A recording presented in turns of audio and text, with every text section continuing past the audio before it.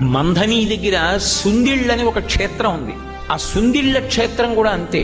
నరసింహస్వామి, యోగ నరసింహస్వామి. అసలు ఆ క్షేత్రానికి బయలుదేరితే బాహ్యాంతర శౌచములు లేకపోతే అసలు ఆ ఊరికి వెళ్ళనివ్వడు. దారి తప్పిపోతుంది కారు, ఇంకోవైపుకి వెళ్ళిపోతుంది. ఆ ఊళ్ళో ఉన్న వాళ్ళు కూడా తీసుకెళ్లలేరు. నాతో స్వయంగా అక్కడ వేద పండితులు చెప్పారు, ఆ ఊరు వెళ్ళలేం, దారి మర్చిపోయి ఎటో వెళ్ళిపోతుంది కారు. ఒకవేళ వెళ్ళినా ఆ దేవాలయం రాజద్వారం దాటి అడుగు లోపలికి పెట్టలేరుట, స్పృహ తప్పి పడిపోతారు. ఆయన అనుగ్రహము ఉంటేనే లోపలికి వెళ్ళడం. నేను ఆ క్షేత్రానికి వెడతాను అని అడిగినప్పుడు కూడా నన్ను తీసుకెళ్లినటువంటి వేద పండితుడు ఏం చెప్పారంటే, అయ్యా ఇత పూర్వం ఒకసారి నేను ఒకళ్ళని తీసుకెళ్లబోయి దారి తప్పిపోయాను, నాకే గుర్తులేదు ఆ ఊరేమిటో. ఆ ఊరికి ఆ ప్రభావం ఉందండి.